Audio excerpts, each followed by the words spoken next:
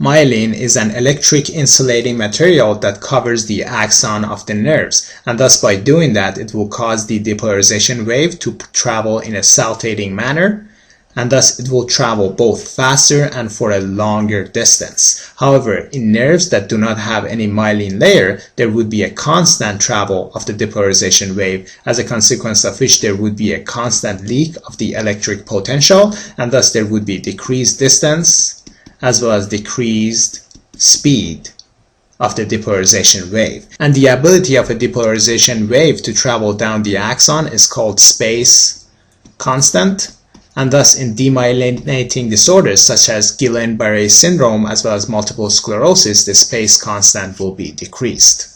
So next I would like to go over the demyelinating disorders such as Guillain-Barré syndrome, which affects the peripheral nervous system, or multiple sclerosis, which affects the central nervous system, such as the brain and the spinal cord. So with the Guillain-Barré syndrome, patients usually have infection with Campylobacter jejuni, which causes bloody diarrhea, or they have an upper respiratory tract infection, which causes influenza-like symptoms, as a consequence of which body will start to make antibodies against these infectious agents, and these antibodies will cross-react with the Schwann cells or directly interact with the myelin in the peripheral nervous system, and thus these patients will lose their myelin in the peripheral nervous system, as a consequence of which they develop weakness that more commonly affects the legs and then start to ascend and affect the upper part of the body.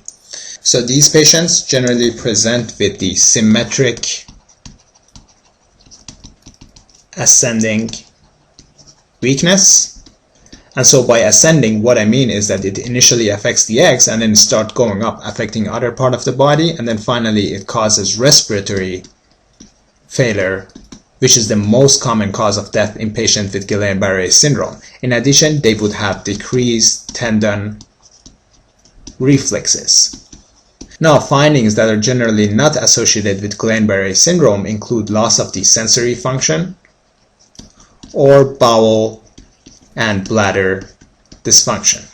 So just note that these findings are not usually present in Guillain-Barré syndrome. And then for the diagnosis, you will have to do a cerebrospinal fluid analysis, which shows the albuminocytologic dissociation. So what happens is that there is an increased protein in the cerebrospinal fluid, but there is a normal number of white blood cells, and this is referred to as albuminocytologic dissociation. And the reason for that there is increased protein in these patients is that permeability of the blood-brain barrier is increased, and thus there would be increased protein in the cerebrospinal fluid of these patients. The other method that you can use to diagnose these patients is that to use the electromyography, which shows decreased motor nerve conduction of the peripheral nerves due to the loss of the myelin. So here is the cerebrospinal fluid analysis for different forms of meningitis, pseudotumor cerebri, and Guillain-Barré syndrome. So I have explained the different forms of meningitis in a separate video, and I don't want to focus on that in here, but what I would like you to know that with the Guillain-Barré syndrome,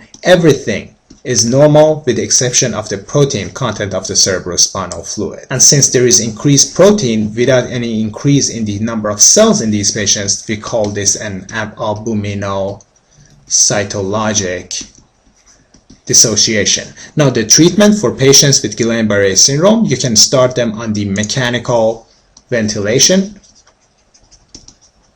because usually the most common cause of death in them is respiratory failure. Or you can start the plasma exchange or IV immunoglobulin for them. And one important point is that steroids should not be used in patients with Guillain-Barré syndrome because it doesn't help improve the symptoms, and sometimes in some studies that have been shown to actually delay the recovery from Guillain-Barré syndrome. The next disorder is the multiple sclerosis. So here, as I explained, it's the demyelination disorder of the central nervous system.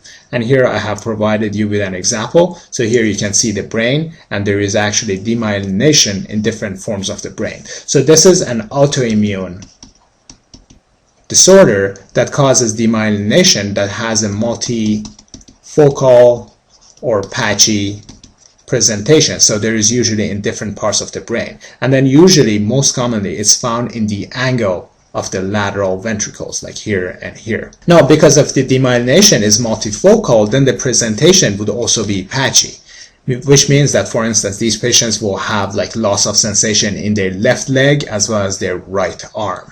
Now, there is also a relapsing and remitting course to this disorder. So they will start to develop the symptoms, then they recover, and then, for instance, 1 year later, then they start to develop the symptoms again. And then for the diagnosis, MRI is the diagnostic tool of choice. You can also obtain a lumbar puncture to see if there are oligoclonal bands of the IgG that is present. But again, MRI is the most sensitive test. Now, the presentations of patients with the multiple sclerosis include visual loss. So because of the optic neuritis, these patients usually present with the pain on the movement of the extraocular muscles, and then eventually they start to develop scotoma. And then they recover, and then later on, like a few years later, they may start to develop the same visual loss again. So there is a relapsing and remitting course to these symptoms. These patients also present with diplopia and nystagmus because of the internuclear ophthalmoplagia from the lesion of the medial longitudinal fasciculus, and I will explain that in a minute. They present with motor weakness that most commonly affect the lower limbs, as well as spasticity. They present with the sensory symptoms like neuropathic pain, and finally they develop bladder or bowel dysfunction, cerebellar dysfunction, as a consequence of which they would be ataxia and intention tremor. So next, I would like to explain internuclear ophthalmoplagia. So in normal individual, when a patient wants to look to the right, what happens is that nucleus of cranial nerve 6 will send signal to the lateral rectus to look to the right. And via the MLF, it sends signal to the left eye medial rectus also to look to the right. Now, in patients with MS, the MLF is not working. So what happens is that the cranial nerve of 6 sends signal to the lateral rectus to look to the right, but then the left eye, since the MLF is not working, can no longer look to the right. And thus the right eye will develop nystagmus because both eyes, the brain is trying to keep them oriented in the same direction. And this is referred to as the medial rectus palsy. Now, the risk factors to developing multiple sclerosis, it usually happens between the ages of 20 to 40 years, and it's more common in Caucasian females. Genetics is playing an important role, and then finally, moving away from equator is another risk factor to developing multiple sclerosis. For instance, if there is a patient that lives in Nicaragua and moves to Canada, then there is increased risk of developing multiple sclerosis in this patient. In any case, know that moving away from equator is also another cause of multiple sclerosis. Now, for the treatments, what you can use is that you can use high-dose IV corticosteroids to treat acute exacerbation of multiple sclerosis. And then to prevent relapse, you can use interferon beta as well as glatiramer. Now, for other symptoms, you can treat these patients symptomatically. For instance, for spasticity, you can use the baclofen. For neuropathic pain, you can use gabapentin.